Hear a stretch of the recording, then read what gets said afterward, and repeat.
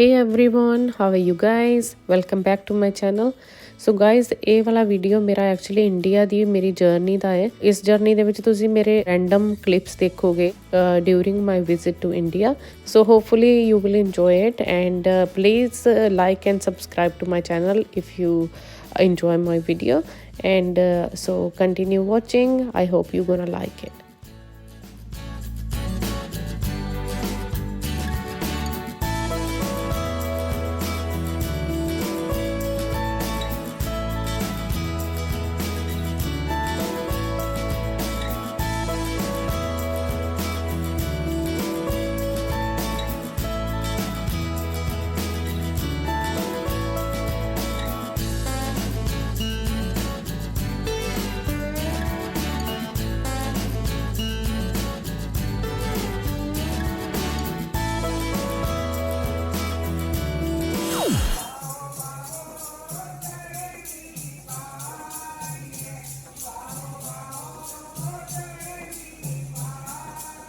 So guys ਇਹ ਵਾਲਾ ਮੈਂ ਇੱਕ ਕਲਿੱਪ ਸ਼ਾਟ ਕੀਤਾ ਸੀ अर्ਲੀ ਇਨ ਦਾ ਮਾਰਨਿੰਗ। ਸਾਡੇ ਉੱਥੇ ਮੁਹੱਲੇ ਦੇ ਵਿੱਚ ਪ੍ਰਭਾਤ ਫੇਰੀ ਨਿਕਲ ਰਹੀ ਸੀ। ਸੋ ਮੈਂ ਸੋਚਿਆ ਕਿ ਮੈਂ ਇੱਕ ਛੋਟਾ ਜਿਹਾ ਵੀਡੀਓ ਕਲਿੱਪ ਬਣਾ ਲਾਂ। ਸੋ ਆਈ ਥੋਟ ਕਿ ਆਈ should share with you. So guys this is the next day and ਮੇਰੀ ਨੀਸ ਇਹ ਵੀਡੀਓ ਸ਼ੂਟ ਕਰ ਰਹੀ ਸੀ ਐਂਡ ਦਿਖਾ ਰਹੀ ਸੀ ਸਾਰਾ ਕੁਝ ਕਿ ਅਸੀਂ ਕੀ ਕਰ ਰਹੇ ਹਾਂ। ਬਸ ਅਸੀਂ ਸਾਰੇ ਫੈਮਿਲੀ ਮੈਂਬਰਸ ਇਕੱਠੇ ਹੋਏ ਸੀ ਐਂਡ ਇੱਧਰ ਉੱਧਰ ਬੈਠੇ ਆਪਣੇ ਆਪਣੇ ਕੰਮਾਂ ਦੇ ਵਿੱਚ ਮਸਤ ਹੋਏ ਸੀ ਐਂਡ ਗੱਲਾਂ ਕਰ ਰਹੇ ਸੀ। ਸੋ ਐਟ ਨਾਈਟ ਟਾਈਮ ਅਸੀਂ ਅਪਸਟੇਅਰਸ ਚਲੇ ਗਏ just to get the fresh air and walk ਕਰ ਰਹੇ ਸੀ। ਅਸੀਂ ਸਾਰੇ ਮਤਲਬ ਕਿ ਇਕੱਠੇ ਹੋ ਕੇ ਗੱਲਾਂ ਬਾਤ ਕਰ ਰਹੇ ਸੀ, ਆਪਣੀਆਂ ਪੁਰਾਣੀਆਂ ਬਚਪਨ ਦੀਆਂ ਯਾਦਾਂ ਨੂੰ ਤਾਜ਼ਾ ਕਰ ਰਹੇ ਸੀ ਐਂਡ ਇੰਜੋਏ ਕਰ ਰਹੇ ਸੀ ਸਾਰੀਆਂ ਮੂਮੈਂਟਸ ਜਿਹੜੇ ਅਸੀਂ ਇੱਥੇ ਇਸ ਘਰ ਦੇ ਵਿੱਚ ਆਪਣੇ ਪਲ ਬਿਤਾਏ ਸੀ ਛੋਟੇ ਹੁੰਦਿਆਂ ਤੋਂ ਐਂਡ ਸਾਰਾ ਕੁਛ ਯਾਦ ਕਰਕੇ ਹੱਸ ਰਹੇ ਸੀ ਐਂਡ ਉਹ ਮੂਮੈਂਟਸ ਨੂੰ ਬਾਰ-ਬਾਰ ਯਾਦ ਕਰ ਰਹੇ ਸੀ। ਐਂਡ ਗਾਇਜ਼ ਇੱਥੇ ਹੁਣ ਮੋਰਨਿੰਗ ਐਕਚੁਅਲੀ ਹੋ ਗਈ ਸੀ, ਨੈਕਸਟ ਡੇ ਦੀ ਹੈ, अर्ਲੀ ਮੋਰਨਿੰਗ ਹੈ, ਅਰਾਊਂਡ ਲਾਈਕ 4 ਦੇ ਕਰੀਬ ਦੀ ਹੋਣੀ ਹੈ ਸ਼ਾਇਦ। ਐਂਡ ਅਸੀਂ ਬਸ ਰੈਡੀ ਹੋ ਰਹੇ ਹਾਂ ਬਿਕੋਜ਼ ਉੱਥੇ ਪ੍ਰਭਾਤ ਫੇਰੀ ਕਰਨੀ ਸੀਗੀ। ਪ੍ਰਭਾਤ ਫੇਰੀ ਕਰਵਾਈ ਸੀ ਮੇਰੀ ਸਿਸਟਰ ਨੇ ਐਂਡ ਅਸੀਂ ਇੱਥੇ ਗੁਰਦੁਆਰਾ ਸਾਹਿਬ ਪਹੁੰਚਣਾ ਸੀਗਾ अर्ਲੀ ਉੱਠ ਕੇ। So we were getting ready to go there.